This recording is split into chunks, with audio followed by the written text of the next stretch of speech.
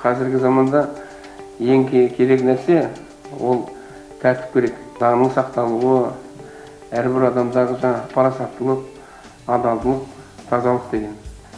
Біз пайда табамыз, егер оларды дұрыс жолға түсірсек, оларға дұрыс өзіміздің ақылымызды, тәрбиемізді берсек, үгіт насихат жұмыстарын жүргізсек, біз енді барлығымыз бірігіп жұмыс істеуіміз керек қой. Билік, қоғам, сол кезде нәтиже болады. Осы мемлекеттік органның басшысы міндетті түрде сыбайлас жемқорлықтың алдын алуға жауапты, персоналды жауапты. Ол 22-ші бабында ол нақты заңда жазылып қойған. Егер де алдын алу шараларын қабылдамасаңыздар, онда сіздерге жауапкершілік болады сіздердің. Оның барлығы жазылған. Мына қол астындағы мемлекеттік қызметкерлердің жемқорлықпен ұсталып жазасын көріп жатса, отставкаға кету, тәртіп жауапкершілігін арттыру, оның барлығы да заңмен қаралған, оны білесіздер, өзгерістер енгізілді. Ал бірақ алдын алу жұмыстарын жүргізбеген үшін де оған жауапкершілік бар. Сондықтан да қайтадан оның персональный жауапкершілігі, оның барлық заңда қаралғанымен оны орындау керек. Ол жерде сұрақ болмау керек. Жаңа ғана Жамбыл ауданында комиссияның отырысын өткізіп келдік, аудан әкімінің төрағалығымен. Барлық бөлімде өткіздік дейді, бір ғана тәуекел таптық дейді, ол мүмкін емес. Ішкі талдау 600 мың. Қанша тәуекелдер бар? Ол жерде тек біреу ғана қалған. Бір ғана тәуекел деген, ол өзінің ережесінде көрсетілген 2 бағытта жүргізеді. Оны мен жаңа алып отырмын сіздер бойынша анықтаманы, барлық басқармада жүргізген, барлық енді формалды түрде екен, оны көрініп тұр. Мен қазір сайттың өзінде барлығын тағы қараймын. Алдын алу жұмыстары жоқтың қасы деп айтуға болады. Әрбір мемлекеттік орган.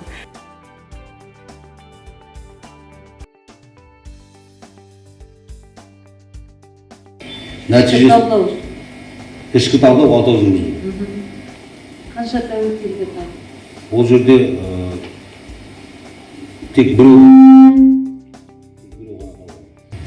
талдау деген бар, айттым. Ішкі талдау бар. Сыбайлас жемқорлық тәуекелдерді анықтау бойынша соған қоғам өкілдері қатыстырылды ма? Жоқ. Сол өзіміздің қызметкерлер.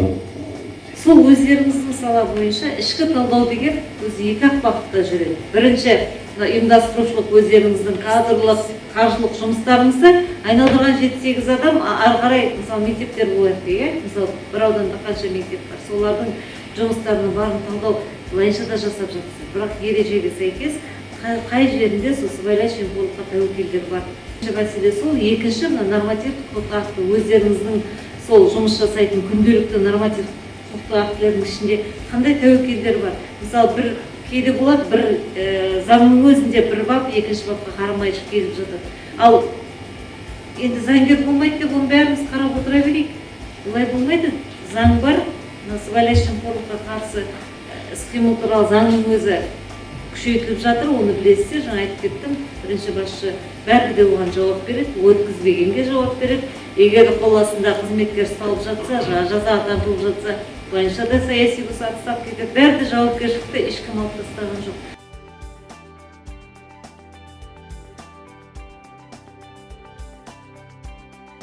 Последнее коррупционное правонарушение было. Когда были совершены? В прошлом году, в этом году нет задержания. Өздеріңіз жаңа 2 ғана тәуекел дейді, ол мүмкін емес қой. А какие 2 риска? Можете просто обозначить, я потом скажу, прокомментировать? За какой период проводили? За первый квартал. Нет, сам период какой был охват? Не 1 квартал, наверное? Период с 1 января 2021 года. Всего за 3 месяца провели. Почему? Департамент проводит. Наверное, надо пересмотреть. Вообще сам подход надо пересмотреть. Я думаю, да? Надо. Шай сайын өткізгеннен қаяқтан ол тәуекелдер болады. Заңның ережелерін барлығын қарау керек. Ішкі жаңағы ұйымдастыру кадрлық, қаржылық жұмыстың барлығын қарау керек. Сондықтан да шамалы формальный болуы мүмкін. Мен қазір көріп жатқан жоқпын, бірақ біз кетем дегенше берсеңіз, біз қарап, сосын орталыққа тағы ұсыныс берсек.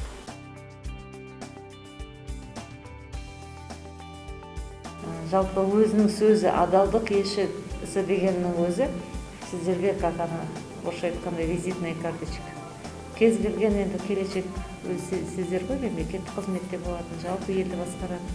өздеріңіздің ең мына жұмыс тәжірибелеріңізде, жалпы жолдарыңызда бұл үлкен бір ашық, сіздерге жол ашып беретін бір сондай жоба сияқты. Өте адалдық елшілері деген. Бұл енді өзі адалдық деген сөз біздің ең басты құндылығымыз болып саналады. Бала кезімізде бізді айтушы еді, адамның ала жөнін аттама, адал азамат болып саналады. Міне сіздер енді осы елді осындай жақсылыққа еңбекке тәрбиелейтін топсыздар, адалдық елшілері. Осыны енді біз барлық жаңағы кітапханаларда, осы ауданда қанша кітапхана бар, мектептер бар. Я соларға бәрін атсалыссаңыздар, менің енді тілегім.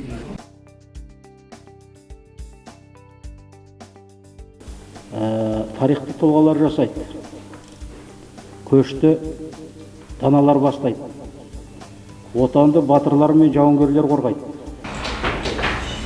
Бұл егерде табиғатты бір адамның организмі деп ойлайтын болса, бұл бір сондай бір мерез сияқты табиғатқа, қоғамға біткен бір, табиғаттың қоғамға біткен бір сондай індет сияқты болып тұр, жемқорлық қазір.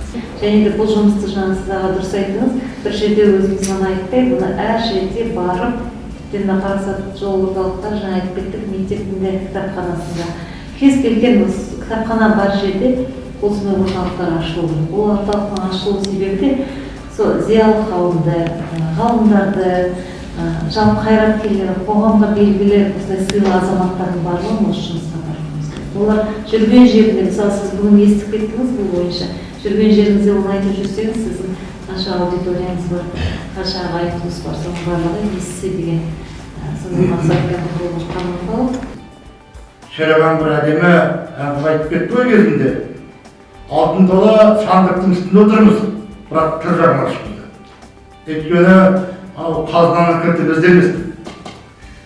Сол айтпақшы, бұл жемқорлықпен күрес қоғамының жегідей құрты, оны енді тек қана құқық қорғау органдары немесе сіздердің агенттіктеріңіз ғана тізгіндей алады, солардың жұмысы деп қолды бірлікте теріс айналуға болмайды.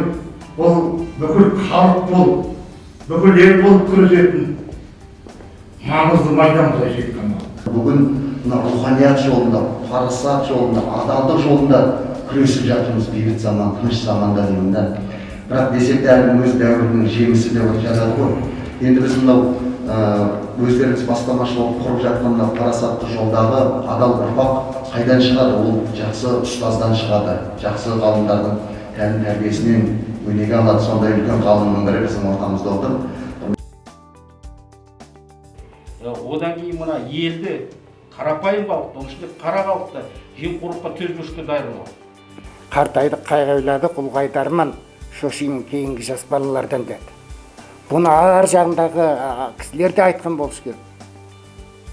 Мұны орыстағы Пушкиндер де айтты, мысалы үшін, әй, мына кейінгі жастар оңбай еді. Бәрібір сол жастардың арқасында өмір болды, отан болды, өзінің жаңағы шегінде тұр емес пе.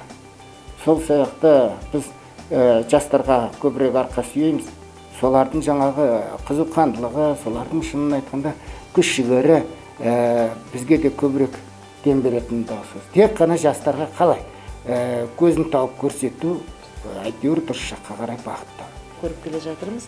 Адалдық алаңы деген ол тұрмыстық жемқорлықты жою және азаматтарға қолайлы орта қалыптастыру. Жаңа да біз барған ауылдың өзінде сервистік ашық әкімдіктердің барлығы жұмыс істеп жатыр екен. Бұл бір жағынан мемлекеттік қызметкерді қорғайды, бір жағынан елдің жағдайын, келген мәселесін бірден шешуге сондай мүмкіндік береді. Осының барлығы осы адалдық алаңы жобасы аясында іске асырылып жатыр. Мен келіседі деп ойлаймын. Қазіргі қоғамда идеологияның әлсіздігінен осының бәрі туындап жатқан нәрсе. Бәріміз ақша, дүние деп сондай немен кеттік. Телевидениені көргенде мәні жоқ, мәнсіз, жаман жақтыға тәрбиелейтіндер көргенде жүрегім қанжылайды.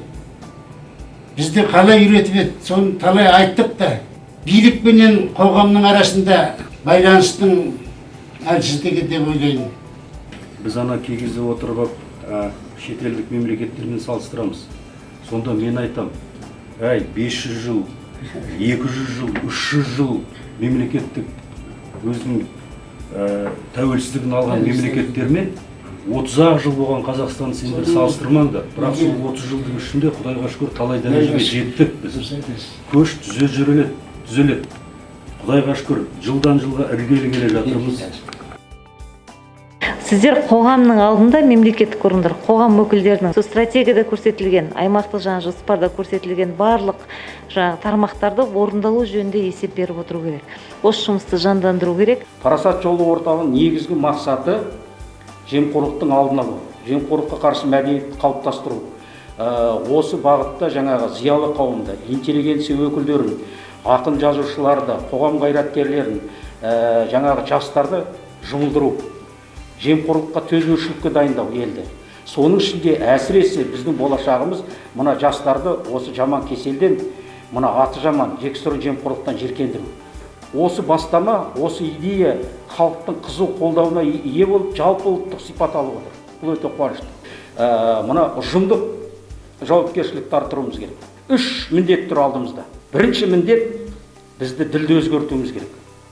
Діл деген мынау сананы қалыптастыру дейді. Діл деген сана сезім. Екінші міндет өте тамаша болған тұрмыстық жемқорлыққа тойтарыс қою керек. Міне, тұрмыстық жемқорлық біздің алдымызда тұрған үлкен міндет. Егер де осыны ағайындар осыны алып келіп, мына бірінші міндет жаңағы ділді өзгертіп, екінші тұрмыстық жемқорлықты құртатын болсақ, үшінші жаңағы қылмыстық жемқорлық өзінен өзі кетеді.